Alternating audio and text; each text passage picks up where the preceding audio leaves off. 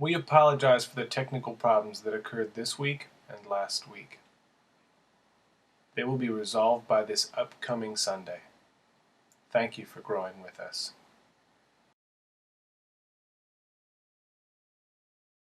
God had promised them. He had said, you will live here in this land flowing with milk and honey, and it's going to require all of you to do it.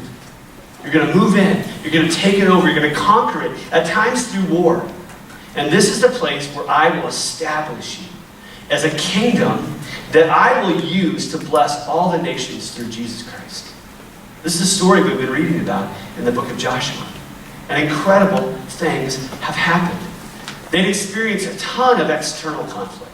So as we talk about conflict, they were nailing external conflict. External conflict wasn't a problem for them. They would come up to a problem like the mighty Jordan River at flood stage, and God would take care of it.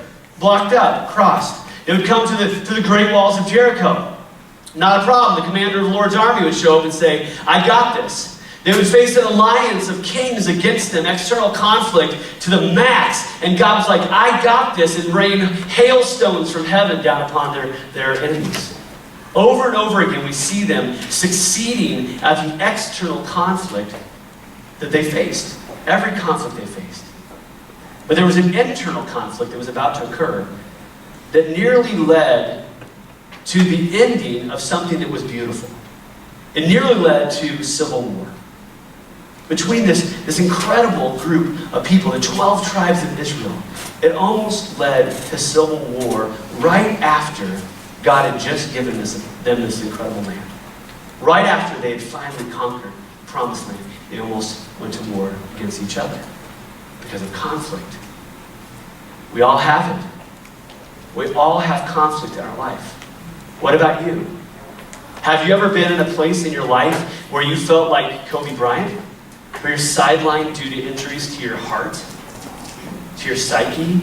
Where you're like, take me out, coach. I can't do it.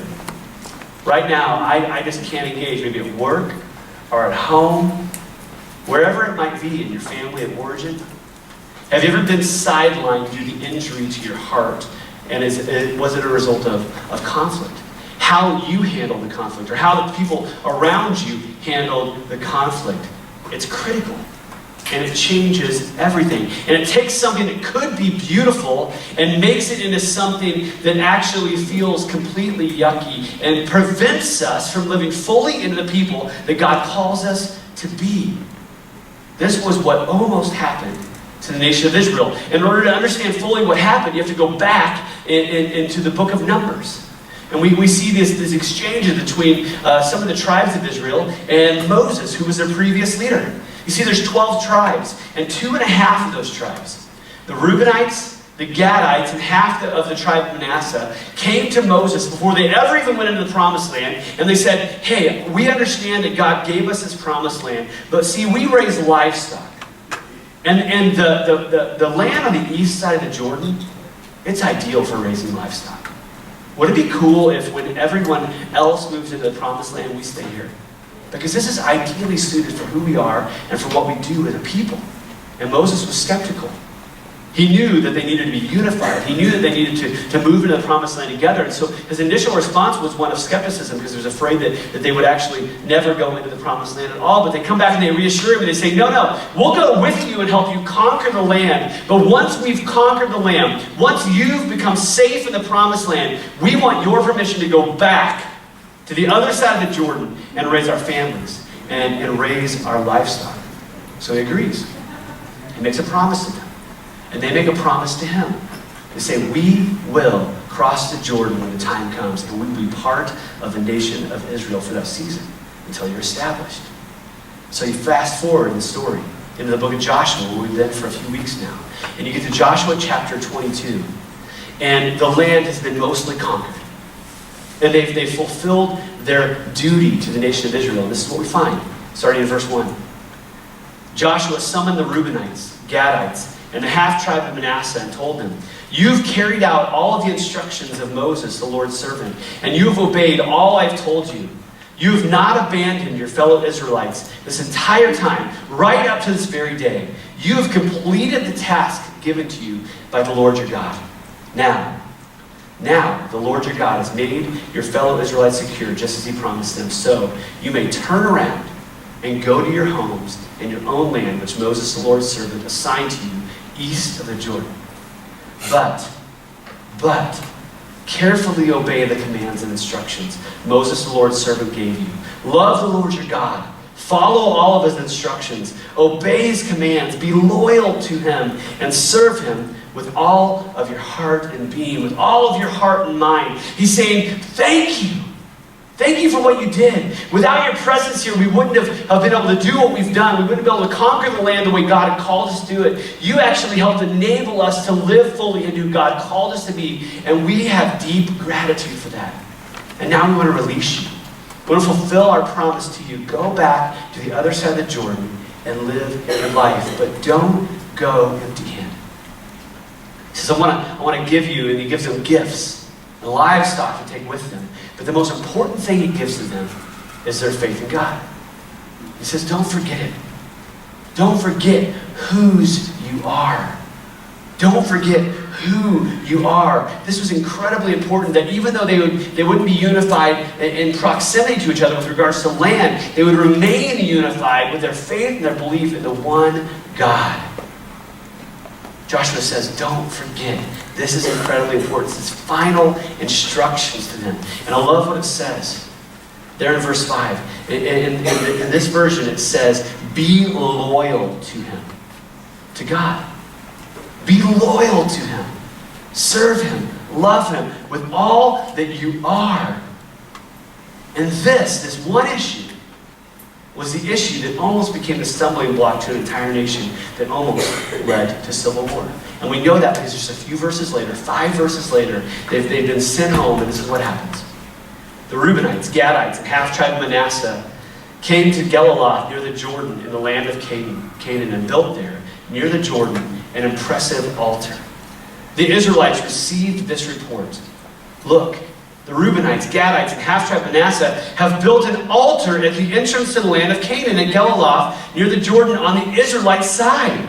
When the Israelites heard this, the entire Israelite community assembled at Shiloh to launch an attack against them. So the last thing Joshua says is, be loyal to the Lord your God.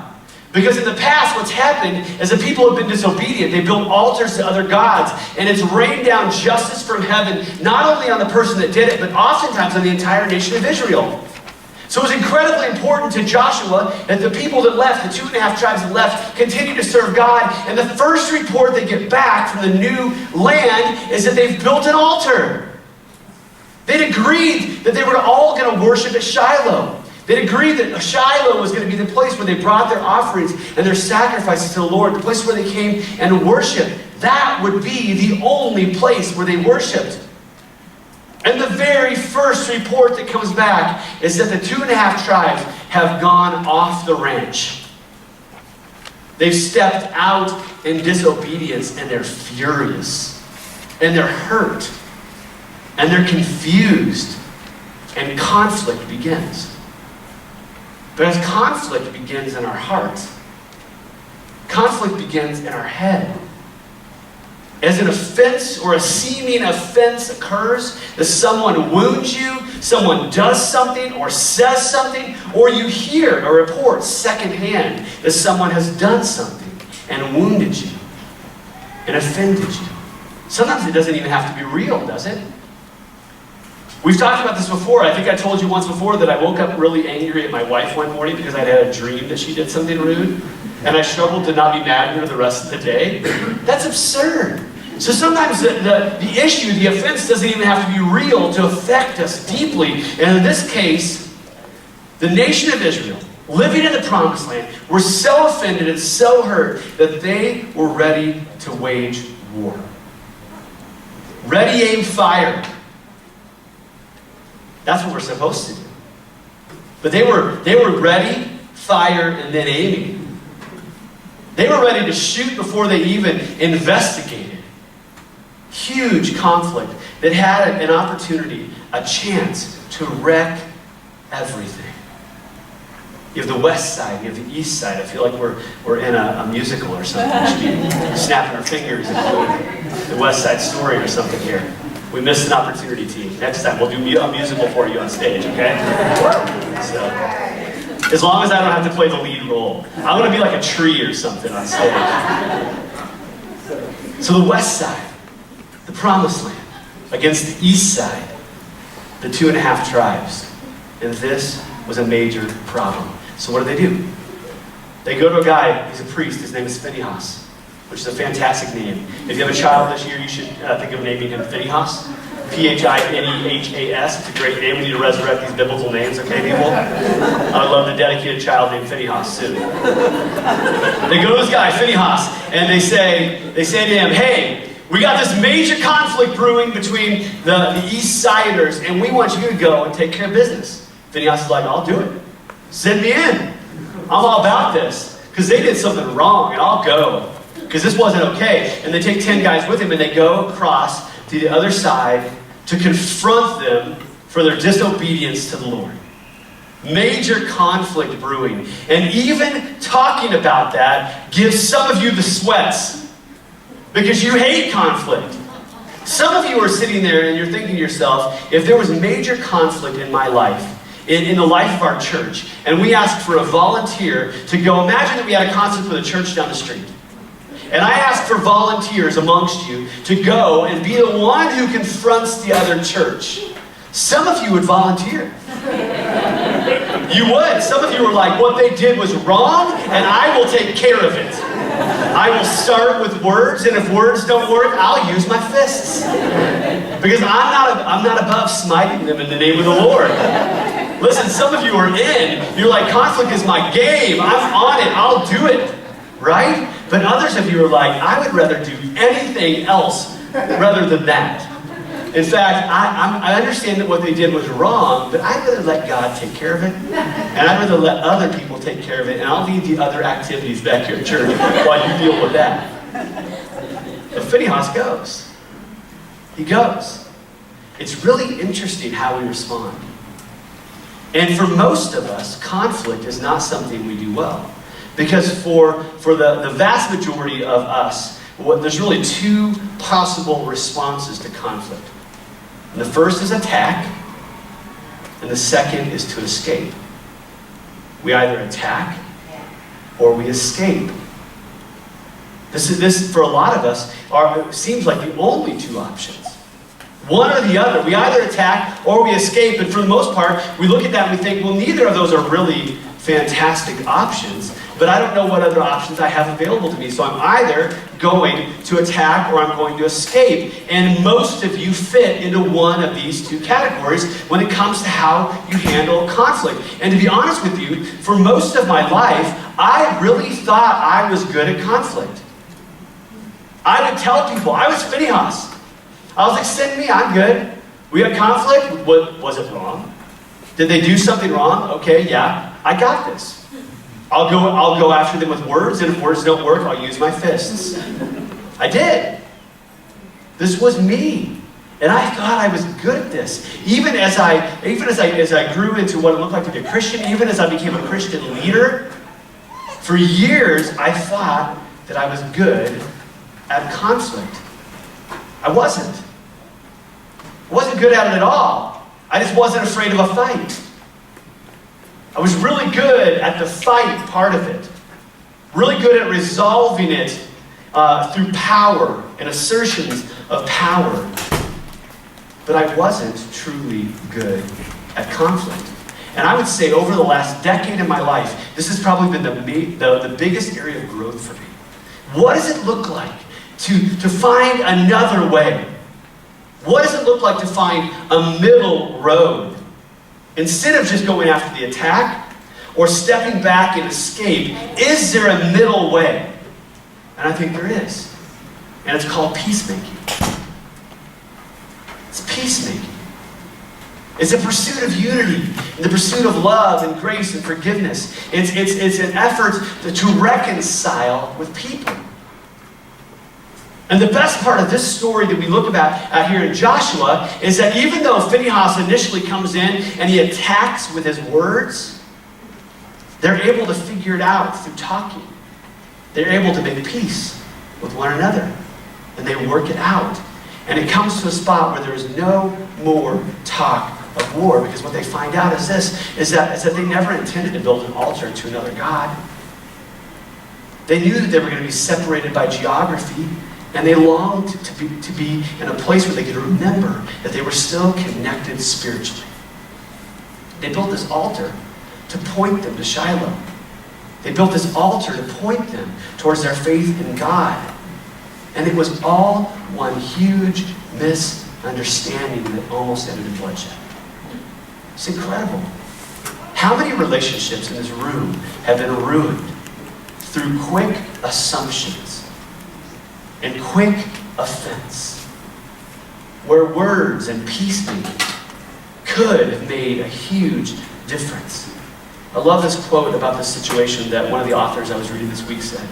He said, the East Side, he said they had been afraid that the two communities, West and East, Promised Land, other side of the Jordan, they had been afraid that the two communities separated by the Jordan might become estranged from each other, and that the tribes of the west of the river might someday refuse to allow the eastern tribes to participate in the service to the Lord at Shiloh. They were worried that at some point down the road, they would forget that they belonged to one another.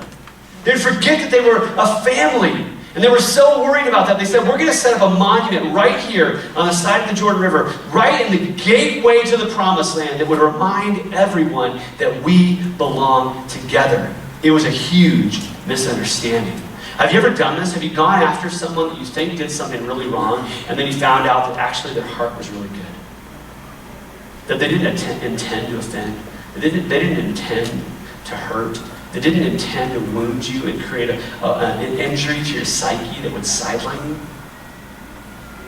But in order to find that out, you actually have to talk.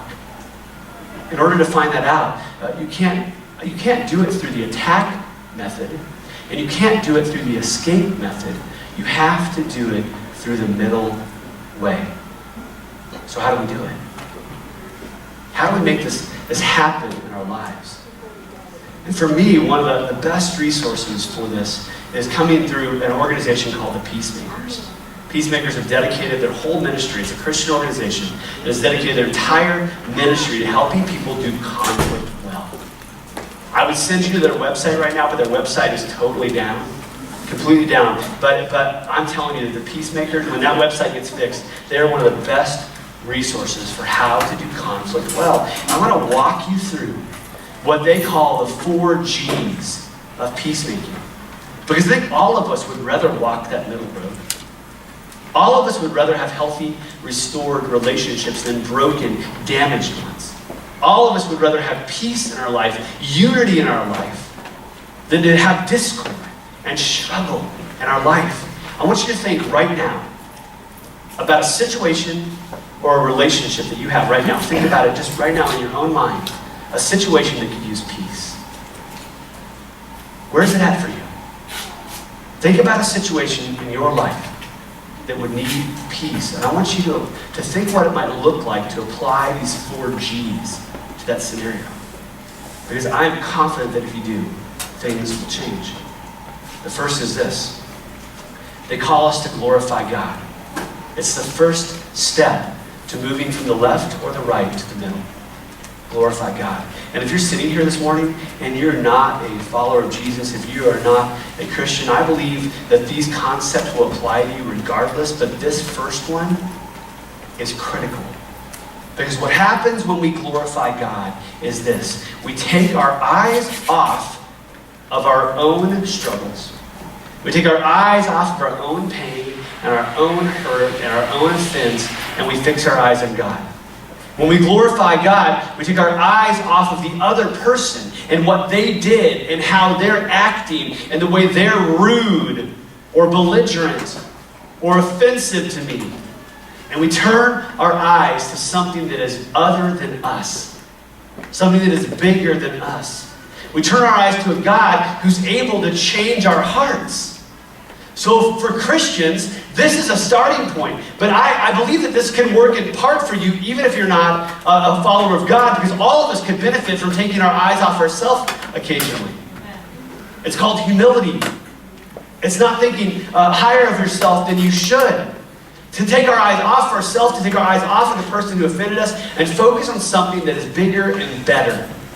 It works best with God, to a factor of like 10 times better, 100 times better. But we can do this even if you're not a follower of Jesus. Take our eyes off the person who offended us. Take our eyes off ourselves and gain some perspective. And sometimes the perspective that we get is that it's actually not just them, it's us. And the second G is this: get the log out of your eye. And for those who grew up in the church, you get this. You know exactly what I'm talking about. You probably could quote the verse to me of what it means to get the log out of your eye. But for those who are joining us who are not as familiar, I want to read to you from Matthew chapter 7. It says, "Why do you see the speck in your brother's eye, but fail to see the beam of wood in your own? Or how can you say to your brother, let me remove the speck from your eye, while there is a beam in your own? You hypocrite! First remove the beam from your own eye, and then you can see clearly to remove the speck from your brother's eye." This is what we're talking about when we say get the log out of your eye. In this version it says beam. But essentially what we're saying is that when you step back, when you glorify God, when you gain perspective that's different than your own hurt and your own pain, and perspective that's different than the offender in your life, oftentimes what happens is we see ourselves more clearly. We realize, I bear a huge amount of responsibility here. A huge amount. I have people in this room that I've had conflict with that has gotten resolved beautifully. And some of you have helped me gain perspective about myself. There's been times that people in this room have helped me to see logs in my eye. We did it in love. And we did it with grace. And we allowed God to take that issue in my life, that activity that I was doing in my life that was actually mostly responsible for the situation that I was upset about. But it needs perspective.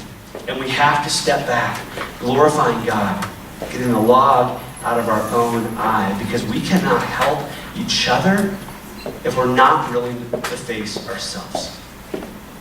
We cannot move from attack or escape into the middle of peacemaking until we're willing to look at our own lives, people. It doesn't work that way. Because we'll carry with us all that sin, all that baggage, all that struggle into the peacemaking process. And the next step is this: gently restore. We've glorified God. We've checked our own self out, made sure that there's nothing going on inside of us. And now we're called to go to the person that hurt us, that offended us, that did something that we perceived was wrong or was wrong. And the goal is to gently restore them. Them. It's not to get justice. It's not to bring retribution. Biblically speaking, what we're called to do when a brother or a sister has offended us or sinned against us is to go and gently restore them. Restore them. More often than not, when we reach this phase in the process, our goal is not gentle restoration. Our goal is justice. Justice. Justice is not mine. Justice is the Lord's. This is a huge issue for me because I want to bring justice myself.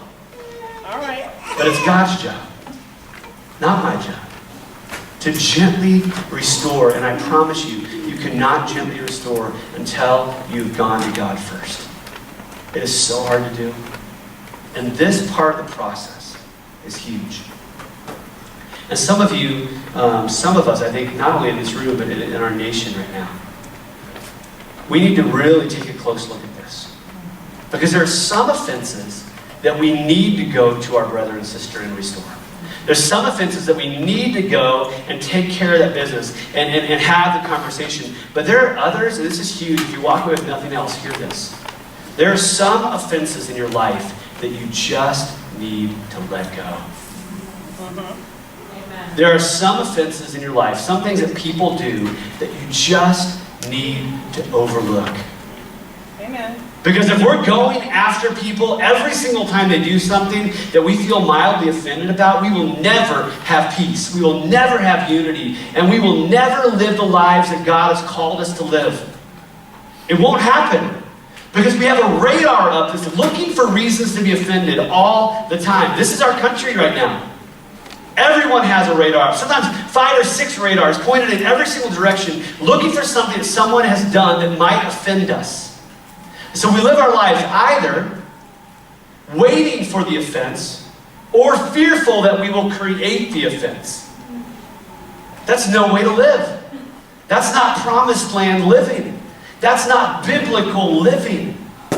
We do it in the church and we do it outside of the church. We do it at work and we do it at home, waiting for someone to do something. Skeptical that they're actually able to engage you. Think about your own life. Think about the aunt or the uncle or the mom or the dad that whenever you go to Christmas, that 2 out of the last 5 years they've said something that was kind of rude. Think about the person who is maybe racist in your family. You're like, oh boy, Uncle Bob. He's going to say something that is going to really... And so you gear yourself up, right? You're driving to Thanksgiving dinner and you're like, okay, last year Uncle Bob said something really offensive to me and he's probably going to do it again. And you go with your radar up, ready for him to offend you, so the moment he does, you can go on the offensive, or you can leave. If he says one more thing this year, I'm gone. I'm out of here. And so our radar is up for the offense. And there are times when we need to engage that, and there are times when you just need to let it go. Let it go. Go to God. Deal with them. Pray for them. But let it go. But when we do engage, we go with the goal of gentle restoration. And if it doesn't work when I go by myself, then I bring one of you with me. But once again, our goal is gentle restoration. If you struggle with this, if you struggle with having these kind of conversations, in a similar way that I've struggled with having these conversations, I want to recommend a book to you. It's called Crucial Conversations. Put it up on the screen here. This is not a biblical exposition of conflict. This is written from a more secular point of view, but there are biblical concepts in this book. Crucial Conversations, Tools for Talking When the Stakes Are High, will walk you through what it looks like to actually go to people and have a conversation that doesn't turn into civil war. So good. So helpful. So difficult to practice, but worth it. Worth it. I highly recommend it if you want to check it out. Crucial Conversations. And the final step, the final G, we've glorified God. We've gotten the log out of our own eye. We've gently restored, or made an attempt to gently restore, because it doesn't always work. People aren't always responsive. But as much as it depends on you, go after this reconciliation. And the final step is go and be reconciled. Because oftentimes what happens is, let's say that Josh, who's sitting in the front row, if you sit in the front row, you're actually fodder for any sermon, so just be aware, I will use you in my sermons. Let's say that somehow Josh does something that offends me, and I go to Josh and I say, and I make an attempt to gently restore it. I say, you know, you might not be aware of this, but when you said, or when you did this, it really hurt me. It really offended me. And more often than not, Josh is unaware that he even did anything. And he says, yeah, I'm so sorry, I never intended that. And we walk away. But oftentimes what we do is we miss out on the next step because I've now lost trust in him. I've now put him on the no-fly zone list for friendship. Right? There is no true reconciliation here because I'm done. Even after one offense at times, we're done. But God says, no, go and be reconciled. Go and make unity and peace amongst yourself. As much as it depends on you, be reconciled to one another. And we know that all throughout the New Testament, especially in Paul's letters to all the churches he planted, over and over again he talks about peace, he talks about unity, and he talks about the ways that Satan will try to rip the church apart from the inside out, the way he will try to attack your relationships with your spouse, with your kids, with your co-workers, the way that we will be pulled apart and disunified. And reconciliation is necessary if that's going to happen. And friends, I want to make it clear that sometimes it's not possible. But as much as it depends on you, be reconciled to one another. These are the 4 G's of peacemaking. Glorify God. Get the log out of your eye. Gently restore. And go and be reconciled. Last week, we talked about taking ground that's untaken in our lives. And for those who weren't here, one of the things we did So we printed out a map of the Metro Detroit area, and this is it. I included as many of the places in Metro Detroit that we could possibly do. And what I ask you to pray about is, where is God calling you to take ground? Where is God calling you to bring hope and the gospel of peace to in our community?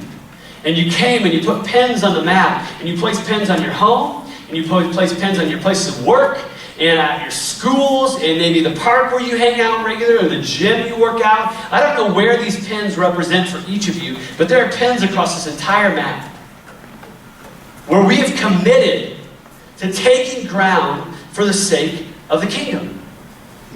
Here's our map, and this is what I want to tell you. This will never happen without unity.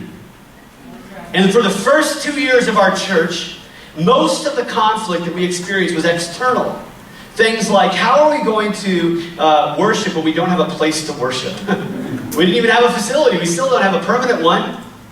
And God provided miraculously. How are we going to do all this equipment that we need to actually have church on a Sunday unless we have a trailer? God miraculously provided. How are we going to fill in the blank? And God always miraculously provided. And we stepped into these external conflicts over and over again, and God provided. But here's what I want to tell you, is that the first few years we experienced a lot of external conflict, and that was the way Satan tried to prevent our church from even being planted.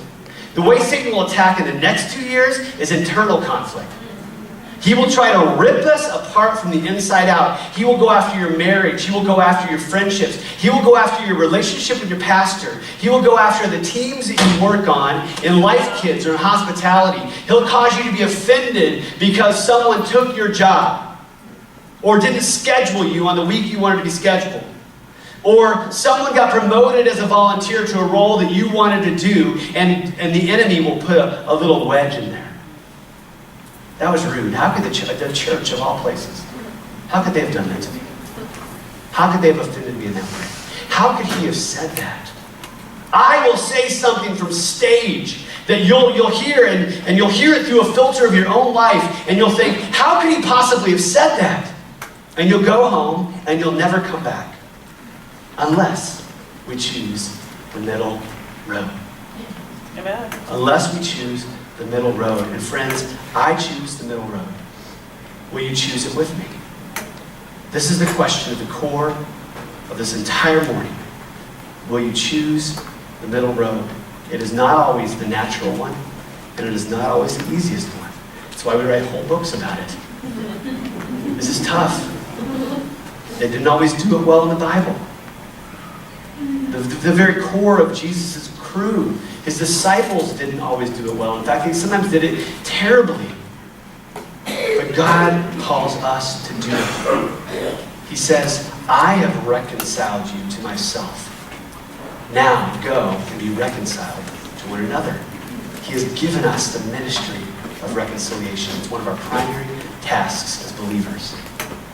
And earlier, at the beginning of my message, I talked about glorifying God as a first step. And I talked about if you're a non-believer, that you can still gain perspective, but that without Jesus, you're missing a huge chunk of that. And so at the core of this, what I want to tell you today, all of you, whether you're a believer or not, is the gospel is the key to peace.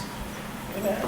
The gospel is the key to the middle road. And gospel simply means good news. And the good news is that God sent his one and only son, Jesus, to this earth to live a life, to experience the hurts and pains of this world, to live a perfect, sinless life, to go to the cross and be the ultimate sacrifice for our brokenness, to die, to pay the penalty for our sin, but to conquer death and rise again from the empty tomb so that we might be reconciled to God through Jesus Christ. And it's out of that reconciliation between us and Jesus that we can be reconciled to the world. The gospel is the key to peace. And if you have turmoil in your life, if you have conflict regularly with your life, if you everywhere you go you find that there is a problem, sometimes you are the common denominator. And sometimes the missing ingredient is Jesus. Jesus is a missing ingredient. The gospel is the key to peace. The gospel is the key to reconciliation, because we must first be reconciled before we can reconcile with others. I've asked Kylie to come, and we sang a song right before the sermon. And it really talks about the beauty of what it means to be reconciled with Jesus, about the forgiveness that we receive there. We need God's forgiveness so that we can forgive others. We need God's forgiveness so that we can step into this middle road. And I want you to just listen for a moment. Just listen for a moment to these words again and realize that they are true.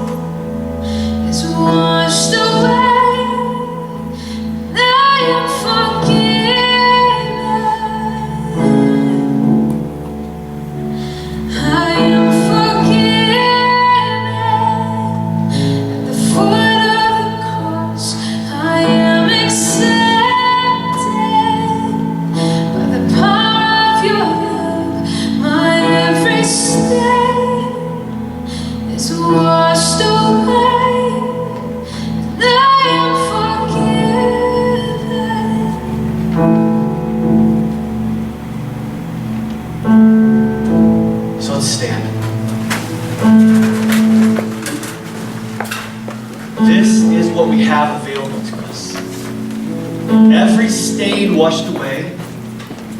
Everything that we do, that we carry with us that causes offense, washed away.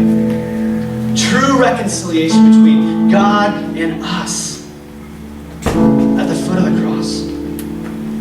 So I just want to pray with you. And even as I do, my prayer is that the conflict that you're experiencing now, relationally, with friends, with family, with coworkers, that God would be pushing you and pulling you and calling you into reconciliation and calling you into this process. And for some of you, the first step is to say yes to Jesus. And the first step is to say yes to Jesus so you can be reconciled inside.